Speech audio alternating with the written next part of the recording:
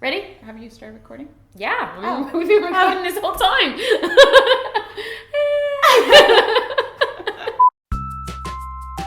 Hi guys, welcome to the Crafterpreneur. My name is Aisha and today I'm here with my good friend Catarina, author of A Portuguese Affair, and today we are making cushions! Woo! Okay, let's get started. For cushions, you will need a pair of scissors, fabric scissors. You will need tape measure, you will need fabric, and you'll also need an iron and also a sewing machine. And that's it. So to start out with, you will need to cut your fabric. Now, in the interests of keeping this video short, we've pre-cut our fabric, but if you are cutting from a big roll of fabric, you will need to have one front piece, like so, and two back pieces, like so. And I will show you how to measure them.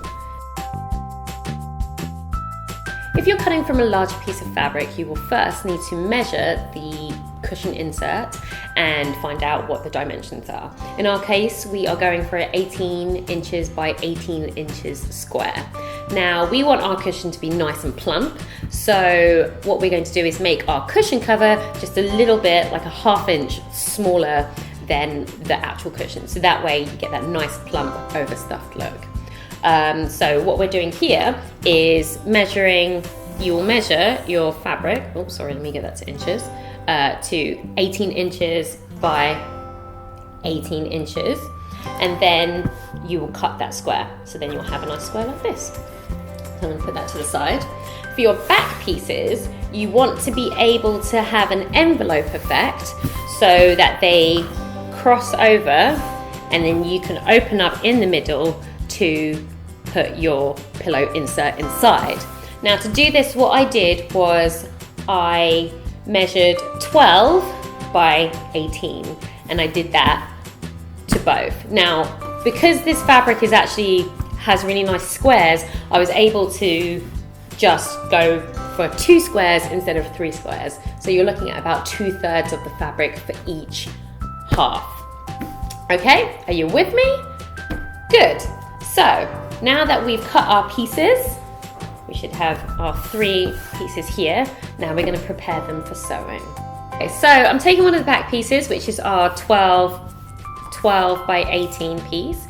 Now, luckily for this fabric with the tiles, I have some half squares here, so I'm going to use this as a measurement. But if you are doing this on a different fabric, what you want to do is flip over to the wrong side of the fabric and fold one side 1.5 inches or 4 centimeters inward.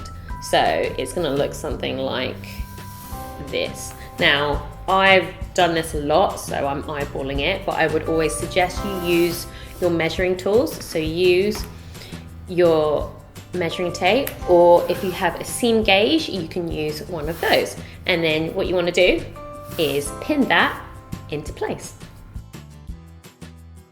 As you can see here, I have pinned and I have pressed flat both my back pieces. And this is where you are going to sew nice long line on both of them, like so.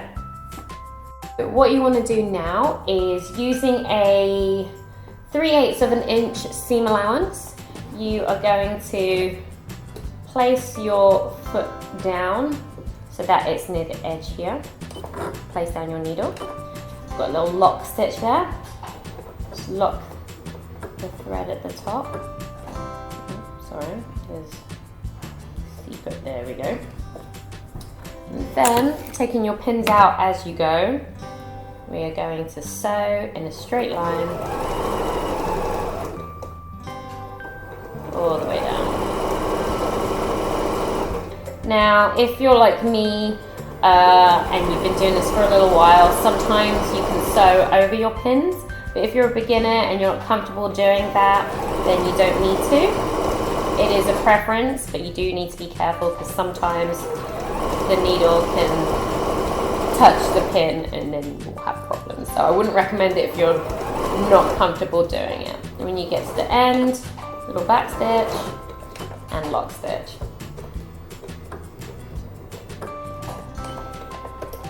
we just cut that off. And there we have a really nice straight line. And then we've hemmed it, and you want to do that to your other piece. Okay, so now you have sewn your back pieces in together, so they look nice and neat, and that's what we're going to now join to our front pieces. So, grabbing your front piece, right sides up, which is the good side of the fabric. You want to grab your back pieces, right sides down, and the center pieces are going to overlap in the middle. So I'm going to get one corner and just line it up like so. And then we're going to get the other one. And don't worry if there's threads and stuff lying about. We're going to trim all that off at the end. So just want to make sure all of that lines up. So then you've got a nice square. Yeah, so I'm going to pin around all of these edges. But while I pin, Katarina, please tell me where you got this fabric from, because it is gorgeous. Thank you. I love it. It's actually, I bought it in Lisbon at one of my favorite fabric stores that I've yet to take you to. Ooh, I'm excited. And it's really like a representation of like some actual Portuguese tiles that we have. They're traditionally blue on the white, but sometimes, you know, they have colors, like yellow is a popular secondary color. Yeah, I've seen that around actually, like on the old Pinterest.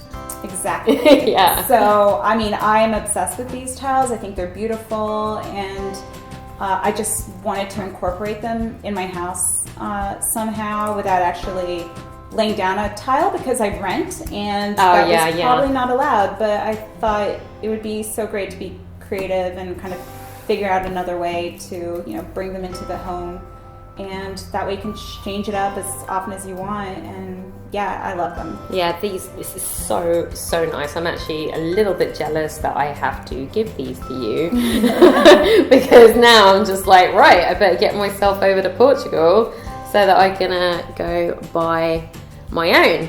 And luckily for me, this year I will be going to Portugal, so I will definitely keep everybody posted on my trip out there. And yeah, we can go and see the fabric where it is, where I can buy it. Well, I'm sure you'll have a blog post on that one. Yeah, I'm sure I'll have many actually. So there we go. So now you can see we are all nice and pinned. Feel free to put more pins in if you feel that you want it to be more secure, or if you feel that you can do it without pins, then go ahead and try that too. Let's get it to the machine. You want to take your cushion cover to the machine, and we're going to start at one corner. It doesn't really matter which corner you start at, just as long as you start at a corner. And at the 3/8 of an inch line, we are going to put our needle down, and we're going to go all the way around the square and meet up right back at this corner. So let's go.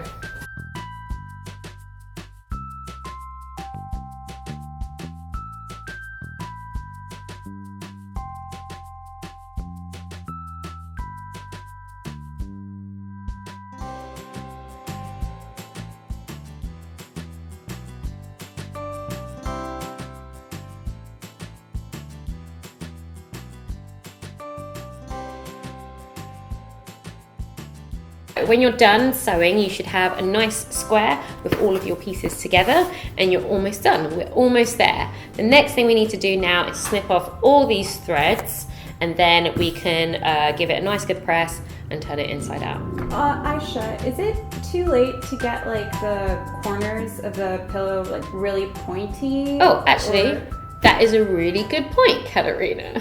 If you wanted to have rounded corners, I should have probably said this before, what you can do is when you sew in the corners, you want to, instead of stopping at a point, you want to kind of sew in the round, and that will give you some really nice rounded corners. But if you want pointed corners, like what we have here, in order to get a true point, you'll need to take your corner, and where you can see the stitching, so it's very faint here, but where you stitched, what you need to do is cut the corner, but don't touch the stitching. So as close as you can possibly get.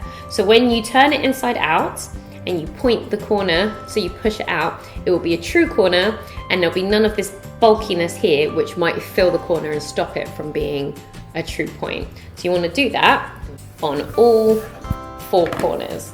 And of course, like while you're doing this, you will also trim the edges so that you don't have too much of a seam allowance on the inside. Now for this case, it's not a big seam allowance, and it also helps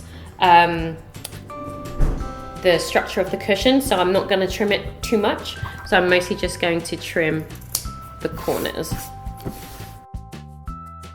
Now that you've cut your corners, we are ready to turn right side out and check our handiwork. So let's have a look. So pretty. Yeah. So once you've done this, this is when you can check if there's any mistakes or anything like that. You can have your seam ripper ready to redo a few things. So yeah, it's looking pretty good. As you can see, we need to push these corners out. So to get really good pushed out corners, what I like to use is a knitting needle, one with quite a blunt edge, so it's not too sharp and you don't push through your handiwork, which you do not want to do. So let's start from this corner here.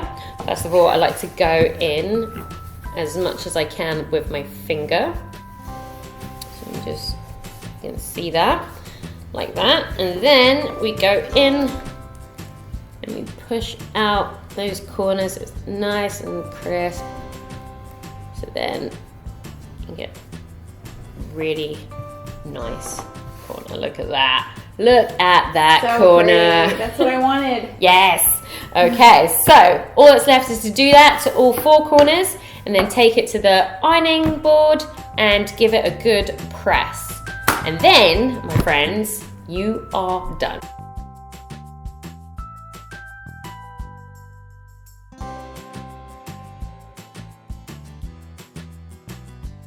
So that's it, guys. You've made yourself one awesome cushion cover. I am in love with it. I am in love with it too. I'm obsessed.